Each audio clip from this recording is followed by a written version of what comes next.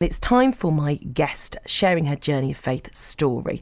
This morning it is the co-founder of Mums United, a Sheffield-based charity that tackles youth violence. Dr. Shahd Salah is from Syria originally, works as a freelance business consultant now. She describes herself as a Muslim and says that she has her own understanding of Islam, and she joins me on BBC Radio Sheffield. Thanks so much for talking to me this morning.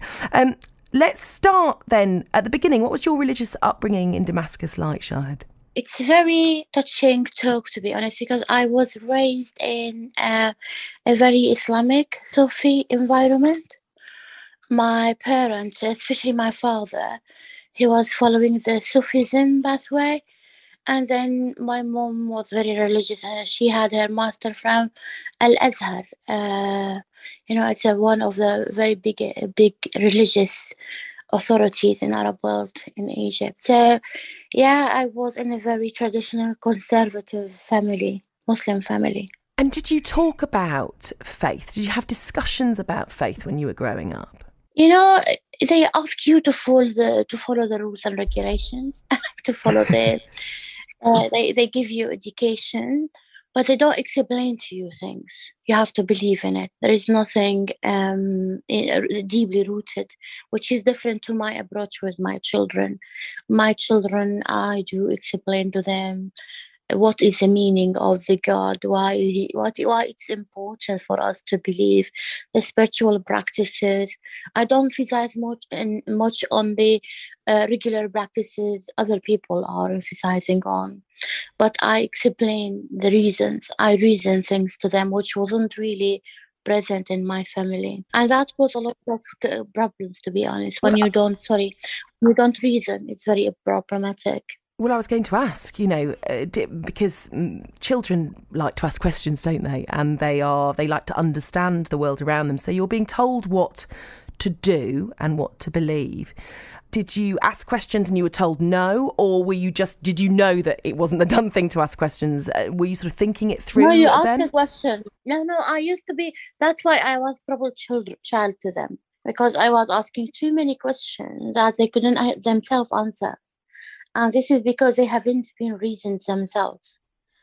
So now if you ask my children, I have 3 children, if you ask my children about Islam and about their faith, they understand why they are following this religion. They understand what is the reason behind. But myself, I went through a lot of conflict, especially I am a critical thinker.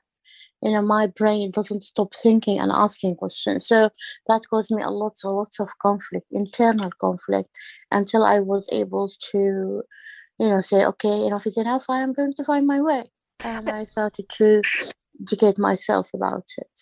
And you found your way, and you describe yourself as having your own understanding of Islam. Just tell me more about what you mean by that. Well, I think, I don't want to offend people, but I think there is some kind of Islam that has been marketed and the real Islam. What I mean by this, I'm not saying that people are not following real Islam, but what I'm saying, my understanding as concept, I understand that Islam is a religion of peace, helping, supporting, loving. The connection is directly with the God. We called him Allah. My relationship is just amazing with him because he was always there for me.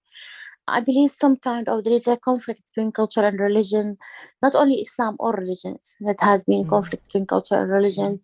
So cultures are embraced more than religions sometimes.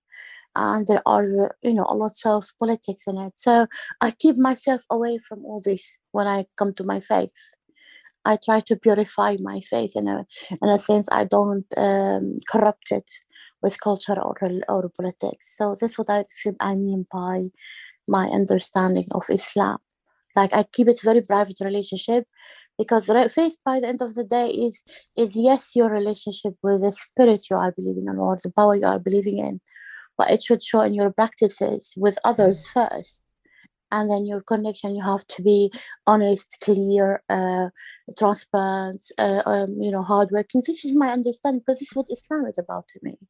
Let's talk about a moment where you must have had to lean on your faith. Your oldest brother, he was a doctor, and he was killed, wasn't he? And I have to say, just before we go into this, that some people might find what you have to say about what happened to your brother hard to listen to. What happened to him?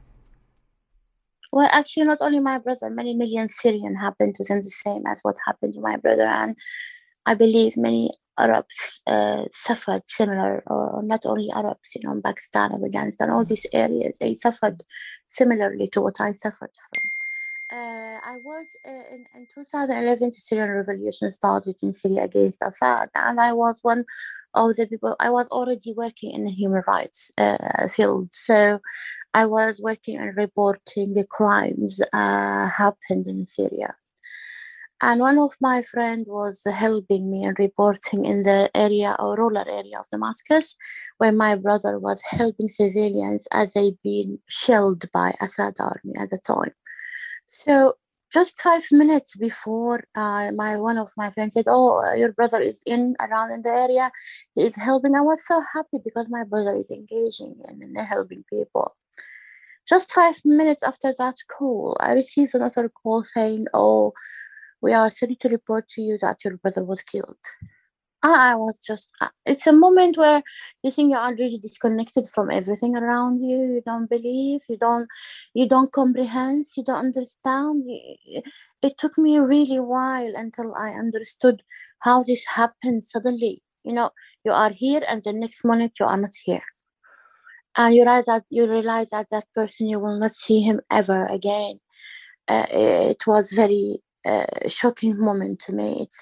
It's a moment of realization that existence of a human is not about their body, it's about their being. And to me, it's existence, a physical existence to me, and not to see him again, it was very problematic. However, because of my understanding of Islam, and that good people will meet somewhere, some in a better place. It made me, and I believe in God. I believe in Him that He is justice, He is fair, He's beautiful. So He wouldn't harm people in some way, even if the people see the outside is harming. You know what I mean? So that helped a lot in going back to myself. I was at the time having baby as well. I had my Jacob, and I was breastfeeding. So it was very hard for me to really take everything, and my country was in danger. So all these emotions, it's very hard. And I am a woman. Women's emotions are really strong. So it's different to men emotions. So it was too much for me, and without the faith, I will be commit suiciding, to be honest, because that was shocking moment. When the news and they sent me the photos, his photos, he turned into pieces. I'm so sorry to say this, but this is what happened. So we couldn't find his body. His body disappeared. So basically, not only him, with 11 other people who are all of them were civilians. Thank you for talking to me. I'm going to give you a moment because I'm sure it's very, very difficult to revisit what happened to your brother. Dr. Shahd Salah sharing her journey of faith story here on BBC Radio Sheffield. It's an absolutely shocking story, but as she said, this is something that has happened to thousands and millions of people across the world who've lost their lives in conflicts like this. If you've been affected by a conversation, there are details of support available at bbc.co.uk/action line. We're going to hear more from Shahd after this. BBC Sounds, music, radio, podcasts. Your home of Damascus has become known in recent times for civil war, but what do you remember about your city from your childhood? How different was it then? I don't call it civil war. It was a revolution against dictatorship. And using the word civil war is not fair on the Syrian people. Because civil war means people against people. And that's not what happened. It was against the dictator who used his own militias and powers to bring people down. And he destroyed the country. Practically what Assad did is destroyed the country. Damascus was called the city of jasmine. And this is because in the spring, you can especially in the area where I was raised. It's between my home, my parents' home, and my school. There was a like side road, a court shot where I can go directly from my father's home to parents' home to the school, and it was full of jasmine, the Syrian jasmine. So every day in the morning, when you wake up about 6:30 in the morning to get ready for school, you can hear Fairuz. Fairuz is one of the singers. Syrian and Lebanese love a lot in the morning with the Turkish coffee. When we drink a coffee a lot in the morning, so people are getting ready for school, for work. You can feel that beautiful energy, what I didn't see anywhere in the world. I visited about 42 countries, but I never seen that beautiful smells, beautiful living experience in Damascus. So I grew in that environment. I came here about 18 years ago, and because of my political position of dictatorship, and the idea that people should be free to tell what they think, they should be free to believe, they should be, and as we are speaking to faith.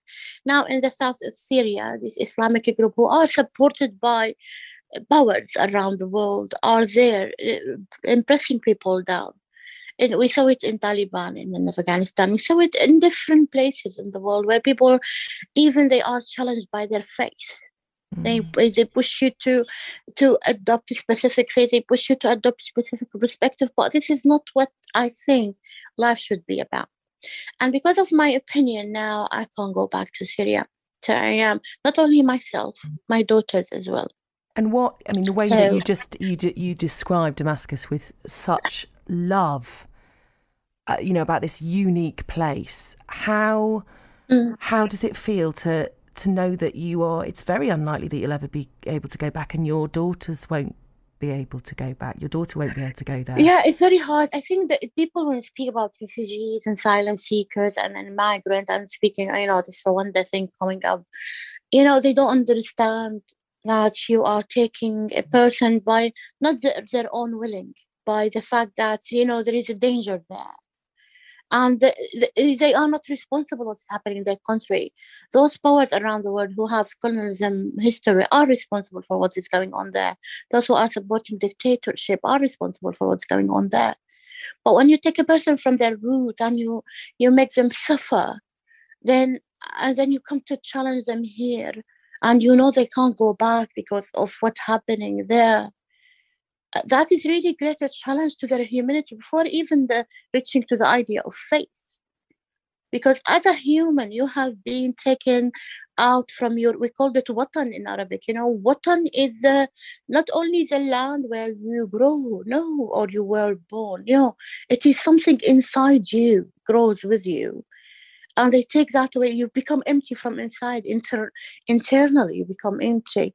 And as Moms United, I always spoke to Sahira about the founder of Moms United, and I told her, listen, there is empty space in our people inside because they lost their homeland inside.